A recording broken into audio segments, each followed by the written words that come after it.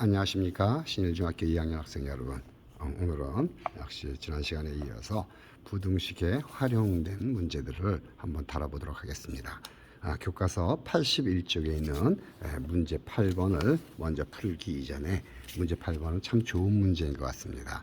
이것은 단위를 맞춰야 되거든요. 그래서 먼저 우리가 스스로 해결하기 82쪽에 5번, 7번을 한 후에 그 다음에 여러분들에게 8번을 풀도록 그렇게 우리 한번 가져보겠습니다.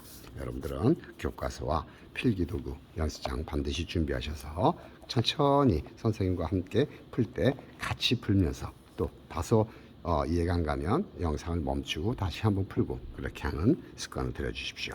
자, 다시 한번 우리가 복습과 더불어서 1차 부등식의 활용은 어떻게 문제를 풀겠느냐 80쪽으로 한번 보세요. 이것은 먼저 어떻게 하라 그랬어요. 문제를 해결할 때는 먼저 문제를 읽어봐야 돼요. 읽어보고 그래서 문제 상황을 우리가 잘 주시한 다음에 무엇을 미지수 X로 놓을 것인지 결정을 해야 합니다. 그리고 문제들 중에서 수와 양사이들 그 사이에 대수관계식을 부등식으로 나타나는데 이 수량들 수와 양 사이일 때는 단위가 다르면 단위를 맞춰달라는 사실이에요. 그게 문제 8번이거든요. 그래서 참 좋은 문제니까 잠시 보류하고 여러분들은 다시 문제 5번 그 다음에 7번 이렇게 먼저 해보고 그 다음에 천천히 풀이하는 과정에서 문제 8번을 정리하도록 하겠습니다. 자, 문제 5번 보세요. 지성이는 한 송이에 1,200원인 장미를 1,000원짜리 포장지로 포장을 한대요.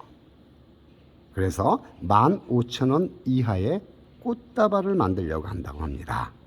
꽃다발을 만드는데 한 송이에 1,200원이고 포장지 1,000원도 필요하대요. 그렇구나. 이럴 때 장미를 최대 몇 송이까지 살 수 있는지를 여러분들이 한번 구해봐라 라고 했거든요. 따라서 이 문제는 잘 우리가 이해가 됐다면 어떤 식으로 문제를 해결하냐면 먼저 무엇을 미지수 X라고 넣을 거냐면 장미를 최대 몇 송이까지 살 수 있느냐 그러니까 장미를 역시 X송이를 역시 산다라고 우리가 봐야 되겠죠. 그러면 장미를 X송이를 산다고 한다면 그럼 어떻게 될까요? 한 송이에 1,200원인데 1,000원짜리 포장지 필요하니까 1,000원은 필요해요. 1,000원 먼저 1,000원은 필요하고요.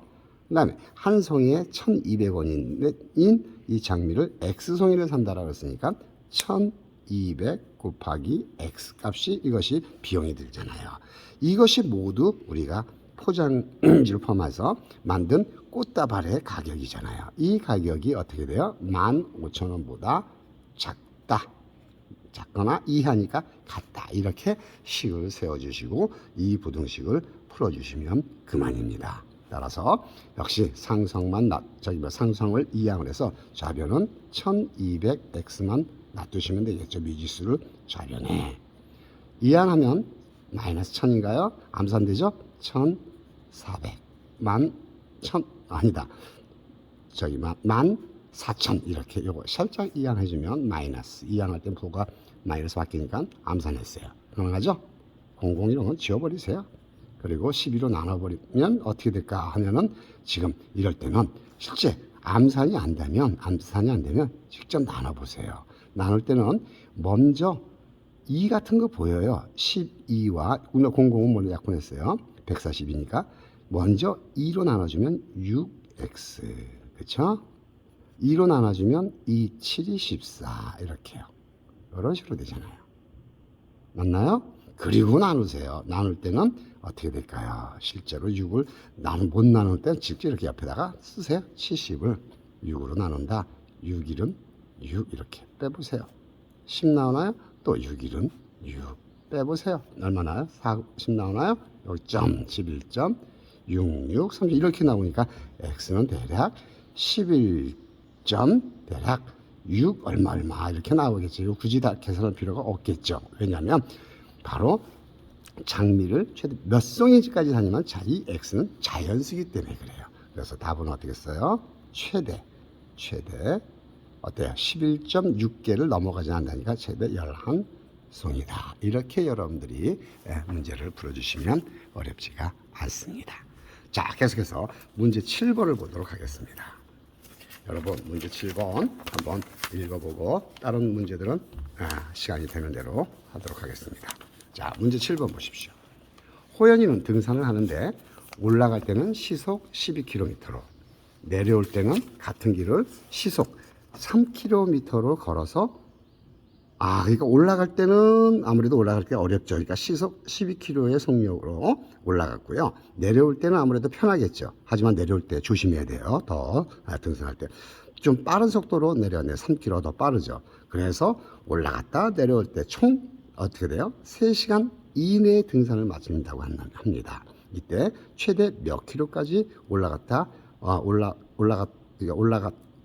올 수 있는지를 한번 구해보고 풀이 과정을 한번 밝혀달라라고 얘기했거든요. 그러면 역시 선생님은 이런 문제를 풀 때는 어떻게 풀어요?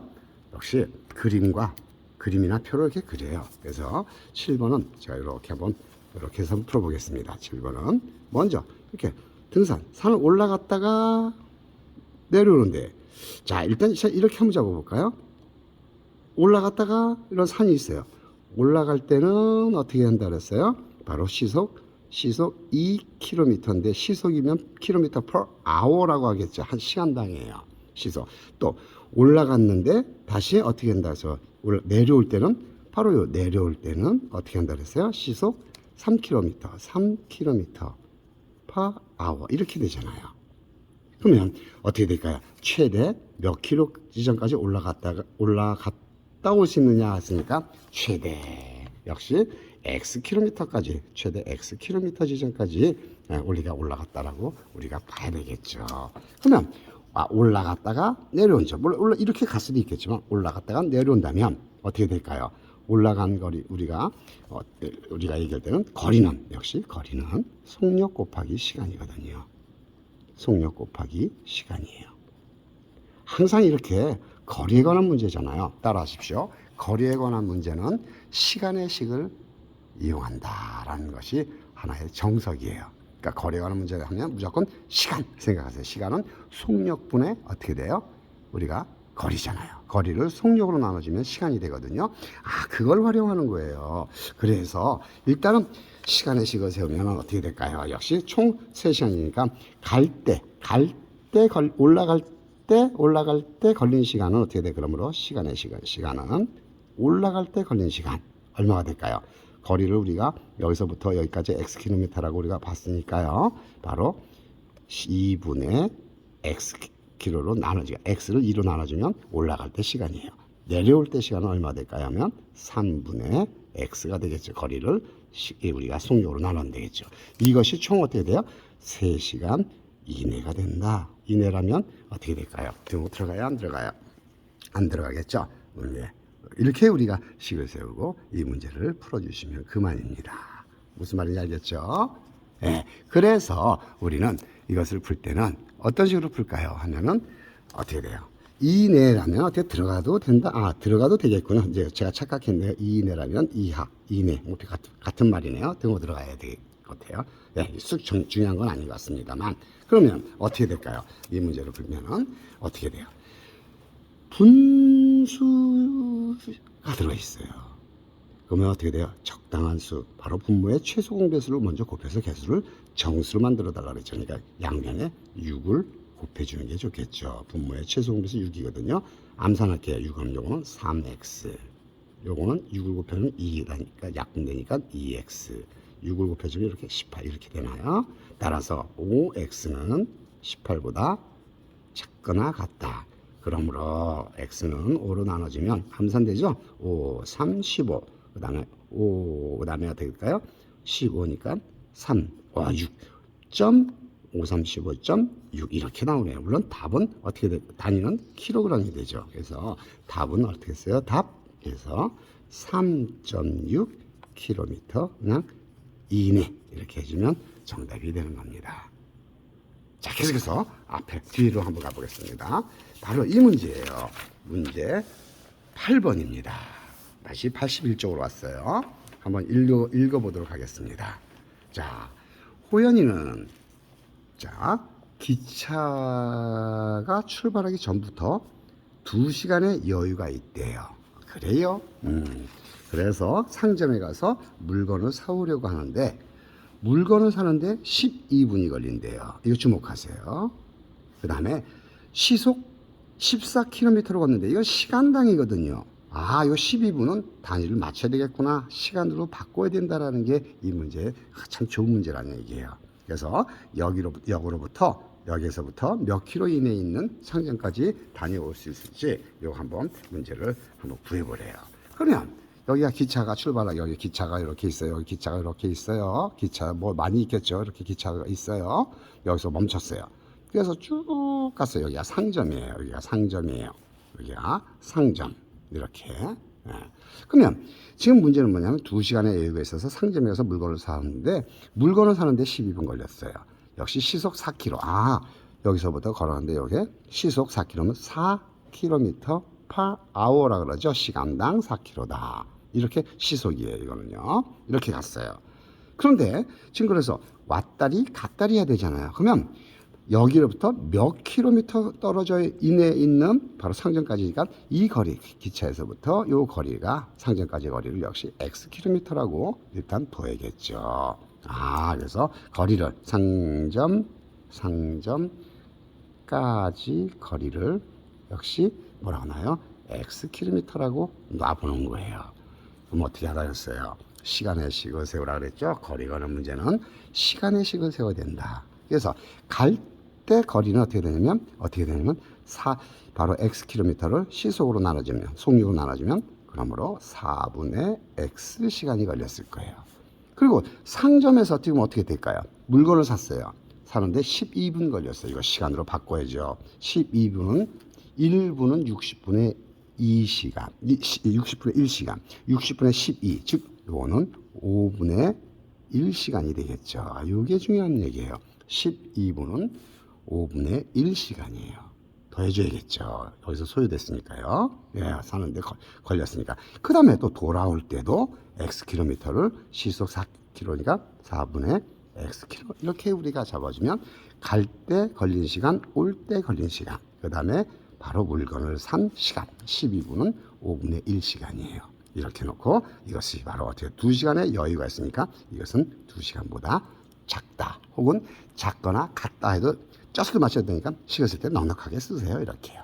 예. 그 다음에 이것을 풀면 먼저 어떻게 하라 그랬어요? 이거는 먼저 4분의 x니까 이건 2분의 x. 이게 먼저 계산이 가능하죠. 이 정도는 먼저 계산하는 게 좋을 것 같아요. 동량 먼저 간단히 한 것 같아 했어요. 그 다음에 이것이 2보다 작네요. 2와 5의 최소 공배수 10을 곱해버리면 그렇죠. 여기는 어떻게 돼요? 5x 더하기 10을 곱하면 2가 되나요? 여기도 우변도 곱해줘야겠죠? 따라서 5x는 얼마 나와요? 5x는 바로 18보다 작나요? 따라서 x는 5로 나눠주면 5, 3, 15, 3, 6 나오네요. 답은 어떻게 써요? 그래서 우리가 여기서 몇 킬로 이내냐니까 답은 어떻게 쓸 수 있어요? 답에서 3.6km 이내 이렇게 써주시면 그만이 되는 겁니다. 자, 이 문제 다시 한번 얘기하고요. 거리에 관한 문제예요. 거리에 관한 문제는 시간의 식을 세우는데 물건 사는데 12분이 걸렸어요. 그렇다면 어떻게 해요? 이것도 우리가 바꿔야 된다는 얘기예요. 시간의 식을 시간으로 바꿔야 분은 시간으로 바꾸어서 계산하는 게 좋습니다. 네, 일단 이 시간은 여기까지 하겠습니다.